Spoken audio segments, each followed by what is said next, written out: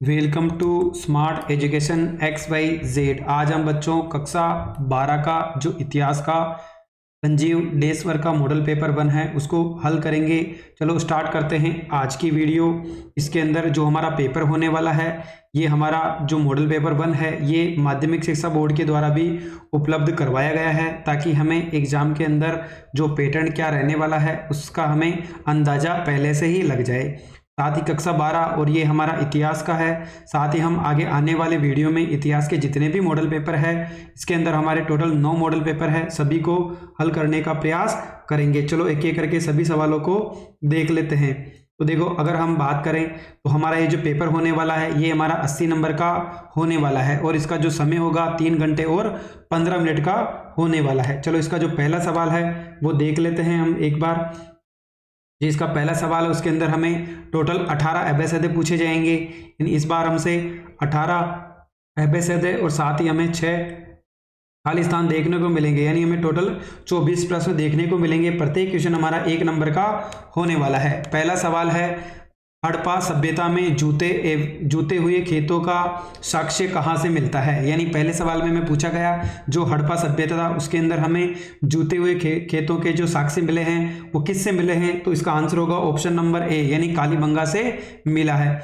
किस वंश के शासक ने अपने नाम के आगे देवपुत्र की उपाधि लगाई थी। यानी हमें बताना है कि ऐसा कौन सा वंश था जिसके जितने भी शासक हुए उन्होंने देवपुत्र शब्द का प्रयोग किया। तो इसका जो आंसर होगा वो होगा हमारा कुषाण वंश, यानी कुषाण वंश था, उसके जितने भी राजा हुए उन्होंने अपने आगे देवपुत्र की उपाधि धारण कर ली थी। मेसोपोटामिया के लेख मेलुहा को किसका देश कहा जाता है। यानी हमें बताना है कि मेलुहा है उसको किसका देश कहा जाता है, तो इसको नाविकों का देश कहा जाता है।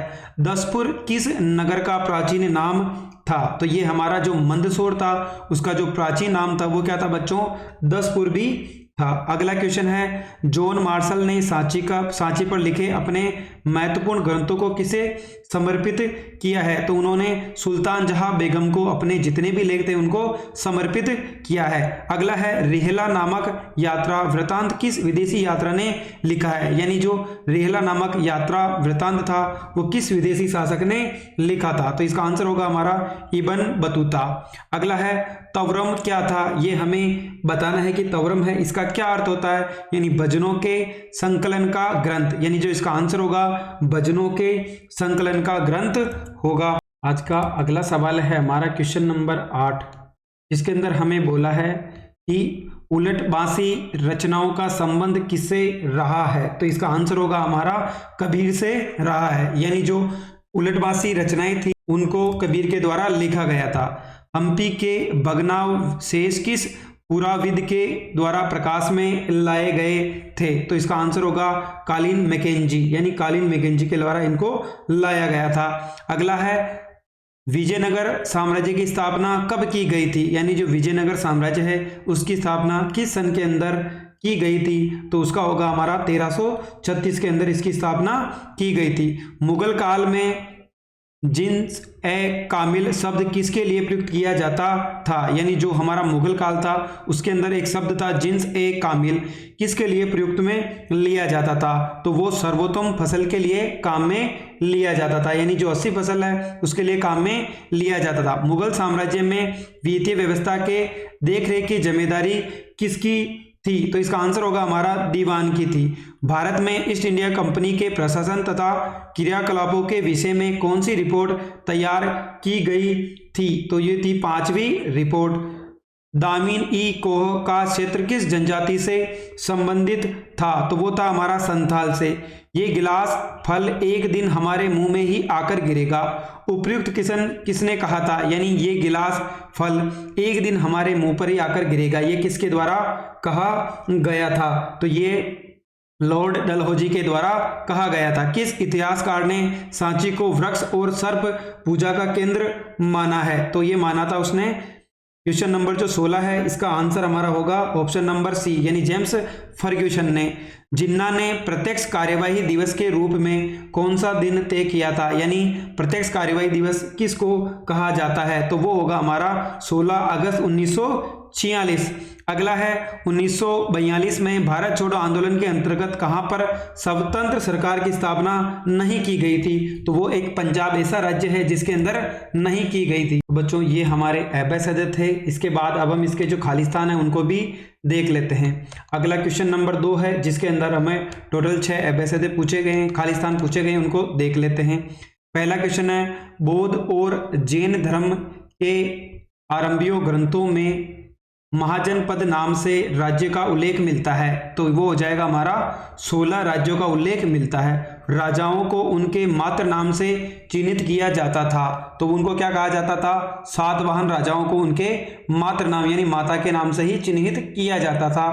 बुद्ध के प्रिय शिष्य ने बुद्ध को समझाकर महिलाओं के संघ में आने की अनुमति प्रदान की थी, तो ये हमें बताना है इसकी अनुमति प्रदान की थी। तो ये आनंद ने, किसने की थी? आनंद ने। अल बरूनी ने अपनी कृति किताब उल हिंद भाषा में लिखी है, यानी अल बरूनी था, उन्होंने एक कृति लिखी यानी किताब उल हिंद, कौन सी भाषा में थी? तो वो अरबी भाषा में थी। अबुल फजल ने आईना ए अकबरी को अकबर के शासक के वर्ष में पूरा किया था, तो उसने 42वें वर्ष में पूरा किया था। इस इस्तमरारी बंदोबस्त वर्ष में लागू हुआ था, तो ये हुआ था हमारा 1793 के अंदर ये लागू हुआ था। अगला क्वेश्चन है हमारा कि हड़प्पा सभ्यता में फ्यांस क्या था? तो यहाँ इसका आंसर होगा हड़प्पा सभ्यता में फ्यांस घिसी हुई रेत तथा बालू तथा रंग और चिपके पदार्थ के मिश्रण को पकाकर बनाया गया पदार्थ था। यानी यहाँ पर बोला है कि फ्यांस क्या था? तो ये जो रेत थी उसको रगड़ करके यानी उसको बारीक कर करके एक पदार्थ बनाया गया था जिसका नाम क्या था? यहाँ पर फ्यांस था। अगला क्वेश्चन है मनुस्मृति का संकलन कब हुआ था? तो मनुस्मृति का संकलन लगभग 200 ईस्वी पूर्व से 200 ईस्वी के मध्य हुआ था, यानी जो इसका संकलन हुआ था 200 से पहले से लगाकर 200 तक हुआ था। रेशम के बुनकरों की एक श्रेणी का वर्णन किस अभिलेख से प्राप्त हुआ? तो ये मंदसौर से मिला अभिलेख था जिसके अंदर इसका अभिलेख किया गया है। फ्रांसवा बर्नियर भारत में कितने वर्ष रहा था? यानी हमें बताना है कि जो फ्रांसवा था बर्नियर वो भारत में कितने वर्ष रुका था? तो वो टोटल कितने वर्ष रुका था? 12 वर्ष, यानी 1656 से लगाकर 1668 तक वो यहीं पे रुका था। अगला है मोहम्मद बिन तुगलक ने किस धर्मोपदेशक के प्रवचन से खुश होकर उसे 1 लाख टके मुद्रा और 200 दास दान में दिए थे? तो वो दिए थे नसरुद्दीन। भक्ति आंदोलन में अलवार स्त्री का नाम क्या था? तो उसका नाम था अंडाल था। कर्नाटक की वीर शैव परंपरा तथा लिंगायत आंदोलन का नेतृत्व किसने किया था? तो बासवन्ना ने किया था। मुगल साम्राज्य ने ग्रामीण समुदाय में कितने घटक थे? तो इसके अंदर टोटल कितने घटक थे? 3 घटक थे। पहला घटक था खेतीहर किसान, पंचायत और मुखिया, यानी इसके टोटल 3 घटक थे। दक्कन दंगा आयोग की रिपोर्ट बंबई सरकार के आयोग ने ब्रिटिश पार्लियामेंट में किस वर्ष प्रस्तुत की थी? तो वो 1878 के अंदर की थी। महात्मा गांधी ने दांडी यात्रा कब शुरू की थी? तो 12 मार्च 1930 को महात्मा गांधी ने गुजरात के अंदर 12 मार्च 1930 को ये यात्रा शुरू की थी। 13 दिसंबर 1946 को संविधान सभा के समक्ष उद्देश्य प्रस्ताव किसने पेश किया था? तो वो पंडित जवाहरलाल नेहरू ने किया था। अगला क्वेश्चन है जिसके अंदर हमें लघुत्तरात्मक प्रश्न पूछे गए हैं। चलो एक एक करके सभी का आंसर देने का प्रयास करते हैं। आज का जो पहला आंसर है क्वेश्चन है हमारा कि मौर्य साम्राज्य के प्रमुख राजनीतिक केंद्र कौन कौन से थे? यानी हमें बताना है जो मौर्य साम्राज्य था उसके अंदर जो राजनीति के केंद्र कौन कौन से थे। तो इसके अंदर पहला था पाटलिपुत्र, यह मौर्य साम्राज्य की राजनीति थी, यानी जो पहला था वो पाटलिपुत्र था। जो मौर्य साम्राज्य था उसकी ये क्या थी? एक राजधानी थी। अगला है तक्षशिला, ये एक प्रांतीय केंद्र था, यानी इसका एक केंद्र था। उज्जैनी यह भी एक प्रांतीय केंद्र था। तोसली ये भी एक प्रांतीय केंद्र था। स्वर्णगिरी ये भी एक क्या था? प्रांतीय केंद्र था। अगला क्वेश्चन है हमारा क्वेश्चन नंबर 5 जिसके अंदर हमें पूछा गया है कि मेगास्थनीज द्वारा सैनिक गतिविधियों के संचालन के लिए उल्लेख की गई 6 उप समितियां के नाम बताइए। तो पहली थी नौसेना का संचालन करने वाली उप समिति, यानी टोटल कितनी समितियां बनाई थी उन्होंने? 6 उप समितियां। पहली थी नौसेना का संचालन, दूसरा था यातायात और खान पान का संचालन, तीसरा था पैदल सैनिकों का संचालन, चौथी थी अश्वारोहियों का संचालन, पांचवी थी रथारोहियों का संचालन और छठी थी हाथियों का संचालन। यानी टोटल कितनी थी यहाँ पर 6 उप समितियां थी जो मैगजीन द्वारा सैनिकों के लिए संचालित की गई थी। क्वेश्चन नंबर अगर हम 6 की बात करें तो यहाँ पर बोला है वो बहिर्विवाह पद्धति किसे कहते हैं, यानी हमें बताना है कि बहिर्विवाह पद्धति किसे कहते हैं, यानी गोत्र से बाहर विवाह करने की जो बहिर्विवाह पद्धति कहते हैं, यानी अपनी गोत्र को छोड़कर किसी और गोत्र के साथ क्या करना, शादी करना, क्या कहलाता है, हमारा बहिर्विवाह कहलाता है। बर्नियर ने मुगल साम्राज्य को किस रूप में देखा, तो बर्नियर के अनुसार मुगल साम्राज्य का राजा भिखारियों तथा क्रूर लोगों का राजा था। मुगल साम्राज्य के शहर और नगर विनिष्ट तथा खराब वायु से दूषित थे, साथ ही इसके खेत झाड़ीदार तथा घातक दलदल से परिपूर्ण थे। इसका केवल एक ही कारण था, राजकीय भूस्वामित्व। अगला था विजयनगर साम्राज्य की अमर नायक प्रणाली के बारे में आप क्या जानते हैं, ये हमें बताना है। तो चलो देख लेते हैं इस वाले सवाल को। यानी विजयनगर साम्राज्य के अंतर्गत अमर नायक प्रणाली प्रचलित थी। अमर शब्द का उद्भव संस्कृत के शब्द यानी समर से हुआ है, जिसका अर्थ है लड़ाई और युद्ध। अमर नायकों को सैनिक कमांडरों की पदवी दी जाती थी और प्रशासनिक जिम्मेदारी सौंपी जाती थी। उनका कार्य अपने क्षेत्र में किसानों, स्वल्पगिरोह व्यापारियों से राजस्व संग्रहण करना था, जिसका कुछ हिस्सा अपने खर्चे के लिए उनको। अगला सवाल है बच्चों कि विजयनगर साम्राज्य के सभा मंडप के 2 लक्षण बताइए, यानी हमें बताना है जो विजयनगर साम्राज्य था उसके सभा मंडप कितने थे। तो सभा मंडप एक ऊंचा मंच है जिसमें पास तथा निश्चित दूरी पर लकड़ी के स्तंभों के लिए छिद्र बने हुए हैं। इन स्तंभों पर टिकी दूसरी मंजिल तक जाने के लिए सीढ़ियां भी क्या है, बनी हुई है। मुगल काल में जमींदारों की समृद्धि की वजह उनकी विस्तृत व्यक्तिगत जमीन पर मूल्यांकन कीजिए, यानी जमींदारों की विस्तृत व्यक्तिगत जमीन उनकी समृद्धि का कारण था। उनकी व्यक्तिगत जमीन मिल्कियत कहलाती है तथा संपत्ति मिल्कियत जमीन पर जमींदार के निजी प्रयोग के लिए खेती होती थी। प्राय इन जमीनों पर दिहाड़ी मजदूर या पराधीन मजदूर काम करते थे। जमींदार अपनी इच्छा पर इन मकामों को बेच सकते थे, किसी और के नाम पर रख सकते थे तथा उनको गिरवी भी रख सकते। क्वेश्चन नंबर 11 के अंदर हमें बोला है ईस्ट इंडिया कंपनी के एजेंट के रूप में बुकानन की भूमिका का परीक्षण कीजिए। तो यहाँ पर इसका आंसर होगा फ्रांसीसी बुकानन ने 1794 से 1815 तक ईस्ट इंडिया कंपनी के एजेंट के रूप में निम्न भूमिकाओं पर कार्य किया। वह बंगाल चिकित्सा सेवा से जुड़ा तथा लॉर्ड वेलेंजली का शल्य चिकित्सक रहा। उसने अपने प्रवास के दौरान कोलकाता में अलीपुर चिड़ियाघर की स्थापना की थी। उसने ईस्ट इंडिया कंपनी के अधिकार क्षेत्र में आने वाली भूमि का सर्वेक्षण किया। बुकानन ने लोहा खनिज, अभ्रक, ग्रेफाइट तथा साल्ट पीटर जैसे खनिजों की खोज की थी। वनवासियों की जीवन शैली का आलोचक था तथा वनों को कृषि भूमि में बदलना चाहता। अगला क्वेश्चन है अवध के विलय में अंग्रेजों की दिलचस्पी क्यों थी, संक्षेप में बताइए।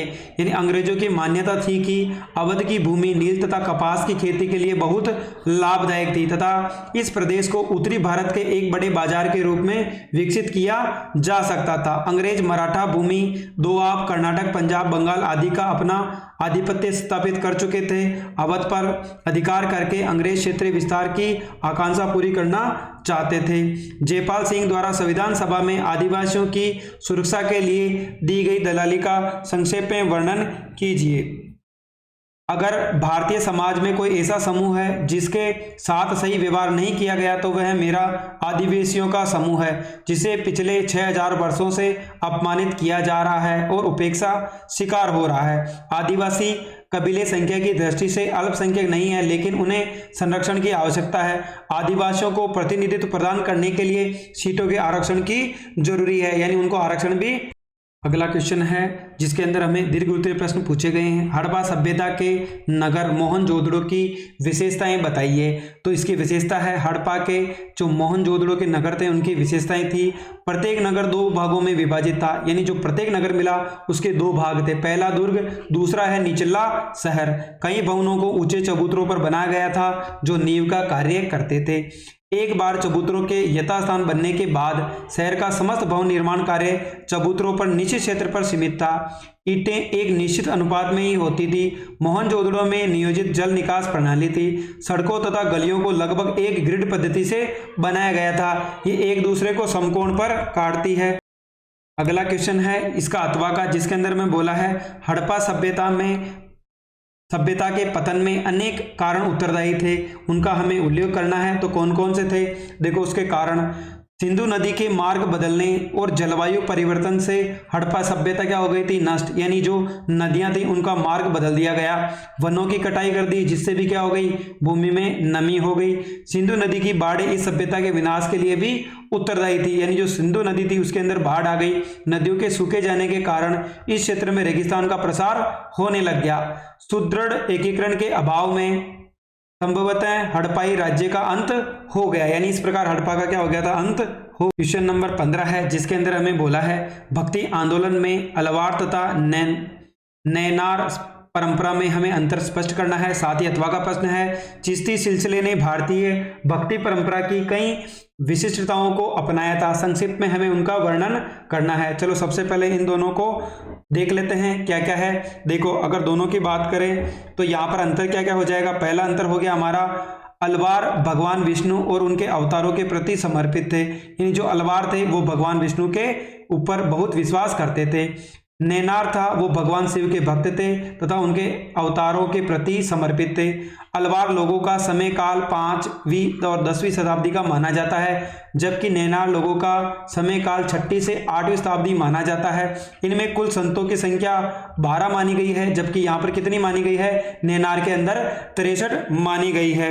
उसके अलावा अलवारों के भजनों का संग्रह नलपिरा दिव्य प्रबंधम में किया गया था, जबकि इनका तिरुमुरई नामक श्रृंखला में संकलित है। इनके संत थे अंडाल, तोंदरा, डिप्तोदी वह थिरुमंगई। साथ ही इसके संत क्या थे? अलार, सुंदरार, संबदर और कई एकाल, अम्मेयार, ये सब इसके प्रमुख क्या थे? संत थे। जो अथवा का प्रश्न है उसको भी देख लेते हैं।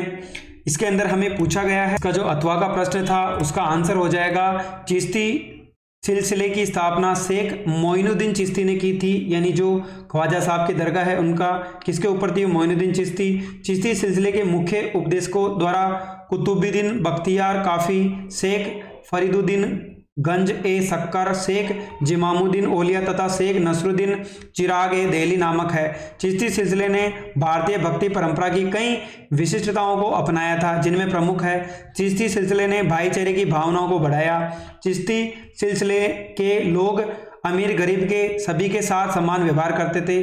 चिश्ती सिलसिले ने ईश्वर के साथ एकात्मकता के सिद्धांत पर बल दिया। इन्होंने अय्याई शांति प्रिय थे। चिश्ती सिलसिले ने धार्मिक सहिष्णुता पर बल दिया, जिससे शासकों को धर्मदत्ता से दूर रहने को अहम भूमिका निभाई। चिश्ती सिलसिले ने सद्भाव तथा सह अस्तित्व पर बल दिया। चिश्ती सिलसिले ने जीवन दर्शन में एकता को सर्ववर्ती माना, ये उनके प्रमुख विशेषता थी। अगला है क्वेश्चन नंबर 16, जिसके अंदर हमें बोला है अंग्रेजों ने 1857 के विद्रोह को दबाने के लिए कौन कौन से कदम उठाए, ये हमें बताना है। यानी जो 1857 की क्रांति हुई थी उसको दबाने के लिए अंग्रेजों ने क्या क्या कार्य किए। तो सबसे पहले है विद्रोह का दमन करने के लिए कई कानून बना दिए। साथ ही पूरे उत्तर भारत में मार्शल लॉ लागू कर दिया गया। फौजी अफसरों के अतिरिक्त आम अंग्रेजों को भी विद्रोहियों की सजा देने का अधिकार दे दिया गया। विद्रोहियों की एक ही सजाए मौत थी। जनता में दहशत फैलाने के लिए विद्रोहियों को सरेआम फांसी पर लटकाया गया और तोपों के मुंह से बांधकर उड़ा दिया गया। ब्रिटेन से नई सैनिक टुकड़ियों की मंगाई गई। स्वामी भक्त जमींदारों को पुरस्कृत किया तथा विद्रोही जमींदारों को जमीन से बेदखल कर दिया। जो इसका अथवा का प्रश्न है राष्ट्रवादी दृश्य कल्पना 1857 के संदर्भ में अपनी चर्चा कीजिए। तो चलो इसको भी हम देख लेते हैं। तो यहाँ पर बोला है हमें, अगला क्वेश्चन है 1857 के संदर्भ में राष्ट्रवादी दृश्य कल्पना। इसके अंदर जो हमारा आंसर होगा 20वीं सदी में राष्ट्रवादी आंदोलन को 1857 के अगला हो जाएगा क्रांतिकारी घटनाक्रम से काफ़ी प्रेरणा मिली। इसको प्रथम स्वतंत्रता संग्राम के रूप में याद किया जाता है, जिसमें देश के हर तबके के लोगों ने साम्राज्यवाद के खिलाफ लड़ाई लड़ी। इतिहास लेखन की भांति कला और साहित्य ने भी 1857 की याद को जीवित रखा। क्रांति के नायक नायिकाओं को कविताएं लिखी हुई उनके वीर योद्धाओं के रूप में भी चित्रित किया गया है। सुभद्रा कुमारी चौहान द्वारा रचित खूब लड़ी मर्दानी वह तो झांसी वाली रानी थी आज भी हम में जोश भरा देती है। इस प्रकार भारतीय राष्ट्रवादी चित्रों ने हमारी राष्ट्रवादी कल्पना को साकार रूप दिया, ब्रिटिश शासन के विरुद्ध लोगों में राष्ट्रीय भावना का प्रसार किया। अगला सवाल है क्वेश्चन नंबर अगर हम 17 की बात करें तो चलो इसको भी देख लेते हैं। इसमें हमें बोला है संविधान सभा के प्रमुख सदस्यों की भूमिका का परीक्षण कीजिए। तो संविधान सभा में कुल 300 सदस्य थे, जिनमें से 6 सदस्यों की भूमिका काफी महत्वपूर्ण दिखाई देती है। नेहरू ने उद्देश्य प्रस्ताव तथा तिरंगे झंडे का प्रस्ताव प्रस्तुत किया था। पटेल ने पर्दे के पीछे रहकर कई प्रारूपों को लिखने में मदद की थी तथा विरोधी विचारों के बीच सहमति प्रदान करने में महत्वपूर्ण भूमिका अदा की। राजेंद्र प्रसाद संविधान सभा के अध्यक्ष थे। उन्होंने संविधान सभा में चर्चा को रचनात्मक बनाए रखा। डॉक्टर भीमराव अंबेडकर संविधान की प्रारूप समिति के अध्यक्ष के रूप में महत्वपूर्ण भूमिका का निर्वहन कर रहे थे। गुजरात के एम मुंशी और मद्रास के अल्लादी कृष्णा स्वामी अय्यर दोनों ने ही संविधान के प्रारूप पर महत्वपूर्ण सुझाव दिए। इन 6 सदस्यों को 2 प्रशासनिक अधिकारियों की BN राव तथा SN मुखर्जी ने महत्वपूर्ण सहायता दी। इस कार्य में कुल मिलाकर 3 वर्ष लगे और इस दौरान हुई चर्चाओं के मुद्रित रिकॉर्ड 11 भारी भरकम खंडों में प्रकाशित हुआ है, यानी प्रकाशित किया गया है। अथवा का प्रश्न है, उन्हें सहारे की जरूरत है, उन्हें एक CD चाहिए। NG रंगा के इस कथन का हमें परीक्षण करना है।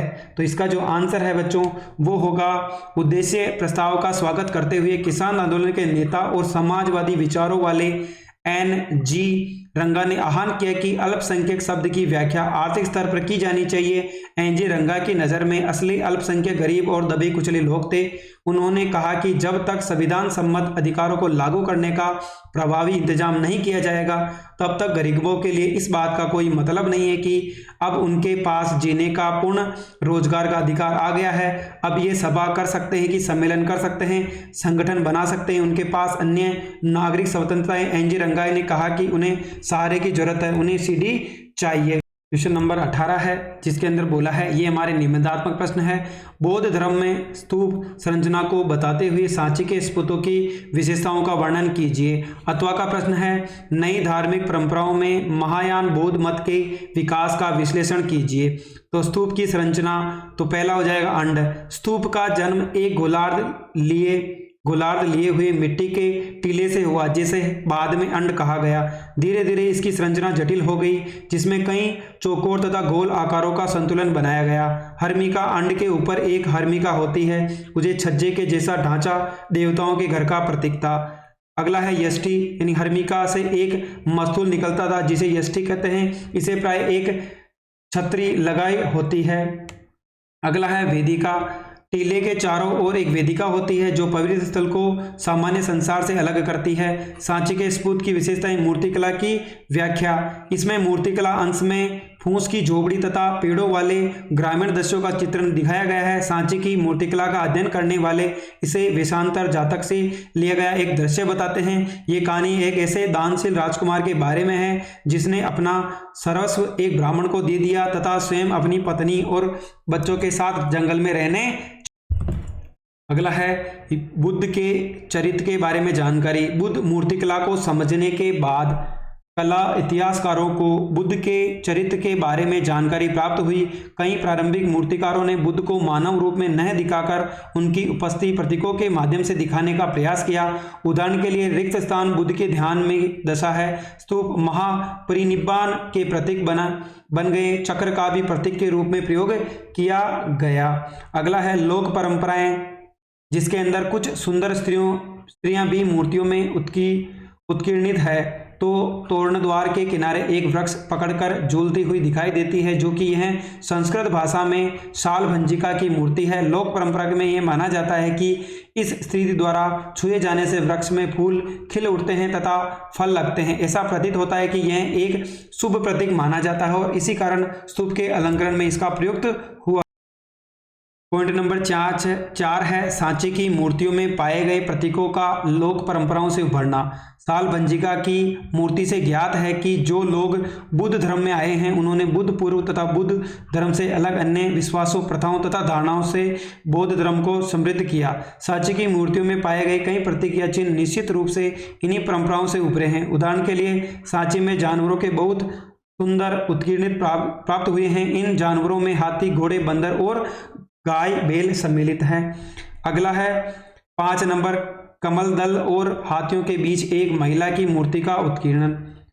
सांची में कमल दल और हाथियों के बीच एक महिला की मूर्ति प्रमुख है। हाथी उनके ऊपर जल छिड़क रहे हैं जैसे वे उनका अभिषेक कर रहे हैं। ये उत्कीर्णित मूर्तियों को देखने गए उपासक इस महिला को माया और गजलक्ष्मी दोनों से जोड़ते हैं। स्तंभों का सर्पों का उत्कीर्णन। कुछ स्तंभों का सर्पों का उत्कीर्णन है। यह प्रतीक भी ऐसी लोक परंपराओं से लिया गया प्रतीत होता है। प्रसिद्ध कलामर्च और इतिहासकार जेम्स फर्ग्यूसन ने सांची को वृक्ष और सर्प पूजा का केंद्र माना है। जो इसका अथवा का प्रश्न है बच्चों वो भी एक बार देख लेते हैं, जिसके अंदर हमें बोला है, जो इसका सेकंड क्वेश्चन था अथवा वाला, उसके अंदर हमें पूछा गया है नई धार्मिक परंपराओं को महायान बौद्ध मत से विकास का हमें विश्लेषण करना है। चलो इसको भी एक बार पढ़ लेते हैं कि क्वेश्चन के अंदर क्या पूछा गया है। तो नई धार्मिक परंपराओं में महायान बौद्ध मत का विकास।